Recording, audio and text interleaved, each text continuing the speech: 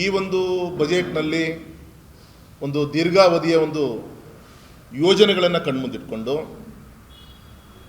ಆಗಲೇ ಹೇಳಿದಾಗೆ ವಿಕಸಿತ ಭಾರತದ ನಿರ್ಮಾಣದ ಒಂದು ಸ್ಪಷ್ಟ ಗುರಿಯನ್ನು ಇಟ್ಕೊಂಡು ಮಾರ್ಗಸೂಚಿಯನ್ನು ಇಟ್ಕೊಂಡು ಈ ಬಜೆಟನ್ನು ವ್ಯಕ್ತಪಡಿಸಿದ್ದಾರೆ. ವಿಶೇಷವಾಗಿ ನಮ್ಮ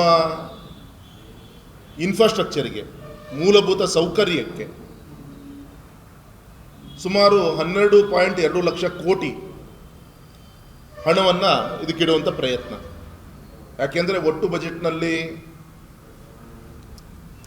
ಪಬ್ಲಿಸಿಟಿಗೋಸ್ಕರ ಬೇರೆ ಬೇರೆ ರೀತಿಯಂಥ ಯೋಜನೆ ಕೊಡುವಂಥದ್ದು ಬೇರೆ, ಆದರೆ ದೇಶಕ್ಕೆ ಅಸೆಟ್ಟನ್ನು ನಿರ್ಮಾಣ ಮಾಡೋದು ಕೂಡ ಅಷ್ಟೇ ಮುಖ್ಯ. ಅದಕ್ಕೂ ಕೂಡ ಆದ್ಯತೆಯನ್ನು ಇದಕ್ಕೆ ಮೂಲಭೂತ ಸೌಕರ್ಯಕ್ಕೆ ಹೆಚ್ಚಿನ ಒಂದು ಹಣವನ್ನು ಇಡುವಂಥ ಪ್ರಯತ್ನವನ್ನು ಕೂಡ ಮಾಡಿದ್ದಾರೆ. ಹಿಂದೆ UPA ಸರ್ಕಾರ ಏನಿಟ್ಟಿತ್ತು ಅದರ ಒಂದು 6-7 ಪಟ್ಟು ಹೆಚ್ಚಿನ ಒಂದು ಮೊತ್ತವನ್ನು ನಮ್ಮ ಈ ಒಂದು ಮೂಲ ಸೌಕರ್ಯ ಉದ್ದೇಶಕ್ಕೋಸ್ಕರ, ಮೂಲ ಸೌಕರ್ಯಕ್ಕೋಸ್ಕರ ದಾಖಲೆಯನ್ನು ಒಂದು ಬಂಡವಾಳವನ್ನು ಇಡುವಂಥ ಒಂದು ಪ್ರಯತ್ನವನ್ನು ಮಾಡಿದ್ದಾರೆ.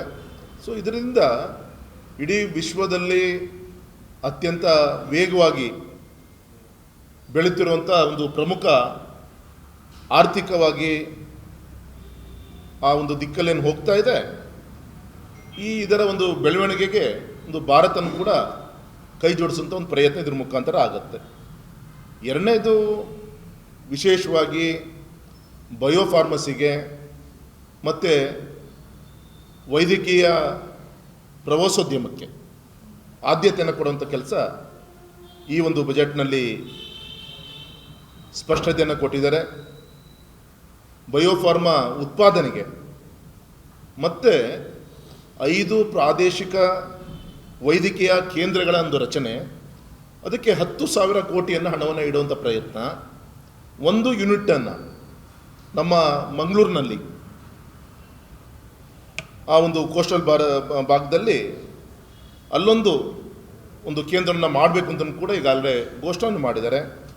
ಒಂದು ಭಾರತ ಒಂದು ವಿಶ್ವದ ಒಂದು ಔಷಧಾಲಯವಾಗಿ ತನ್ನ ಜವಾಬ್ದಾರಿಯನ್ನು ನಿರ್ವಹಣೆ ಮಾಡಲಿಕ್ಕೂ ಕೂಡ ಇದಕ್ಕೆ ಒತ್ತನ್ನು ಕೊಟ್ಟಿದ್ದಾರೆ. ಎರಡನೇದು ವಿಶೇಷವಾಗಿ ಇತ್ತೀಚಿನ ದಿನದಲ್ಲಿ ಭಾರತದಲ್ಲಿ ಕ್ಯಾನ್ಸರ್ ರಿಲೇಟೆಡ್ ಇಶ್ಯೂಸ್ಗಳು ಸಾಕಷ್ಟು ಆಗ್ತಾ ಇದೆ.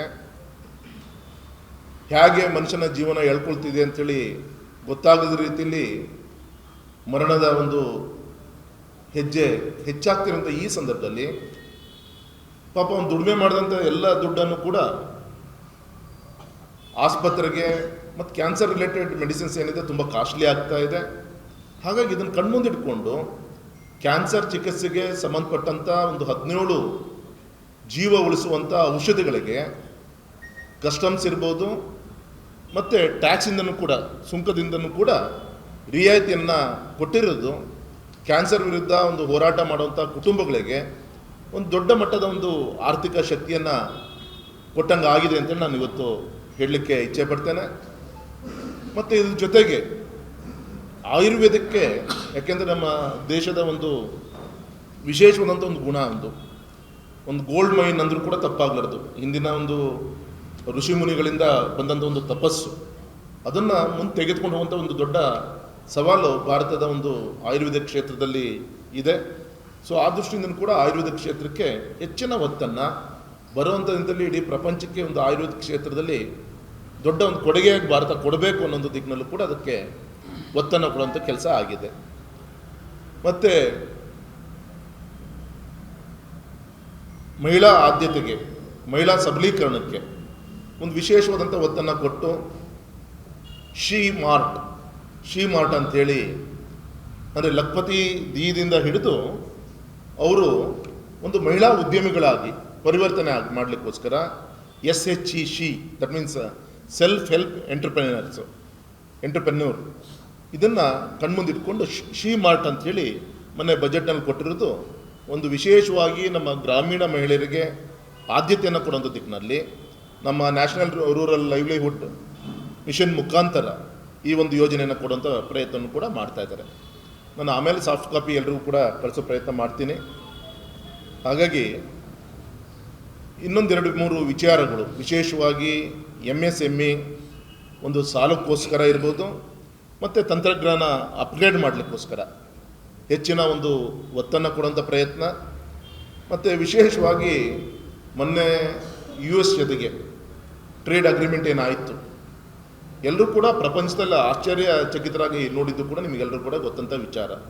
ಆದರೆ ಇದಕ್ಕಿಂತ ಮುಖ್ಯವಾಗಿ ನಮ್ಮ ಭಾರತ ಯುರೋಪಿಯನ್ ದೇಶಗಳ ಜೊತೆಗೆ ಮದರ್ ಆಫ್ ಆಲ್ ಡೀಲ್ಸ್ ಅಂತ ನಾವೇನು ಹೇಳ್ತಾ ಇದ್ದಾರೆ, ಸುಮಾರು 27 ಯುರೋಪಿಯನ್ ಕಂಟ್ರೀಸ್ ಜೊತೆಗೆ ಸಿಂಗಲ್ ಅಗ್ರಿಮೆಂಟಲ್ಲಿ ಆಗಿದ್ದು ಒಂದು ದೊಡ್ಡ ಒಂದು ಬದಲಾವಣೆ ಅಂತ ನಾನು ಹೇಳಲಿಕ್ಕೆ ಇಚ್ಛೆ ಪಡ್ತೇನೆ. ವಿಶೇಷವಾಗಿ ನಮ್ಮ ದೇಶದ ಯುವಕರಿಗೆ, ಇಂಡಸ್ಟ್ರಿಸ್ಟ್ಗಳಿಗೆ, MSMEಗಳಿಗೆ ಎಕ್ಸ್ಪೋರ್ಟ್ ಮಾಡಲಿಕ್ಕೆ ಕೆಲವು ಅನೇಕ ಪದಾರ್ಥಗಳಿಗೆ 0% ಎಕ್ಸ್ಪೋರ್ಟ್ ಡ್ಯೂಟಿ, ಕೆಲವು ಪದಾರ್ಥಗಳಿಗೆ ಮಿನಿಮಮ್ 0. ಸಮಥಿಂಗ್ ಟ್ಯಾಕ್ಸನ್ನು ಈ ಒಂದು ಮದರ್ ಆಫ್ ಆಲ್ ಡೀಲ್ಸ್ ಮುಖಾಂತರ ಆಗಿದ್ದು ದೊಡ್ಡ ಒಂದು ಆರ್ಥಿಕವಾದಂಥ ಒಂದು ಶಕ್ತಿಯನ್ನು ಭಾರತದ ಒಂದು ಯುವ ಪ್ರಜೆಗಳಿಗೆ ಕೊಟ್ಟಂಥ ಒಂದು ದೊಡ್ಡ ಒಂದು ಕೊಡುಗೆ ಅಂತ ನಾನು ಈ ಸಂದರ್ಭದಲ್ಲಿ ಹೇಳಲಿಕ್ಕೆ ಇಚ್ಛೆ ಪಡ್ತೇನೆ.